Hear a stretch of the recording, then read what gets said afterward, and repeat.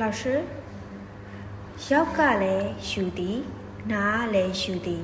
အဲ့နှစ်ခုကိုဘယ်လိုခွဲပြီးတော့စကားစီပြောရမလဲ โอเคဒီလိုမျိုးចောင်းသားတွေအမြဲတမ်းအဖြစ်များနေတယ်ပေါ့နော်ဒီရောက်ဆိုတာလဲယူသည်နာဆိုတာလဲယူသည်ကို老师တို့ကပုံမှန်အားဖြင့်ဒီလိုမျိုးမှတ်ရတယ်အလွယ်နည်းရတော့老师တို့ကပါဇက်နဲ့ပေးတယ်ပါဇက်နဲ့လည်းယူတယ်ဒါမျိုးဆိုတော့老师တို့ကရောက်နဲ့တုံပြီးတော့ကိုတိုင်းလက်နဲ့တွားယူရတဲ့အနေအထားမျိုးမှာဆိုရင်老师တို့ကအဲ့ဒီချိန်မှာယူသည်ကိုနာနဲ့တုံရဒါဆို老师တို့နမူနာစကားပြောလေးကိုကြည့်ကြရအောင်ဥပမာငါဘောပင်မိမိယူမယ်နော်ဆိုရင်我要红笔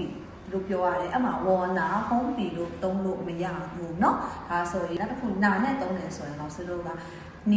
去拿红笔你ဘောပင်မိနီတွားယူဒါဆိုရင် तू တွားယူလိုက်ရတာဖြစ်တဲ့အတွက် तू ဟာလက်နဲ့ချောင်းနဲ့တွားတယ်လာဒါကြောင့်မလို့ချွိနာဟုံးပြီလို့သုံးပြရတယ်เนาะကိုကပါဇက်နဲ့ယူမှာဖြစ်တဲ့အတွက်ရောက်เนาะလက်နဲ့တွားယူလဲဆိုရင်နာဒီလိုမျိုးပုံစံလေးလဲဆိုရင်တိတိကျကျလေးခွဲတတ်မယ်လို့ထင်တယ်เนาะ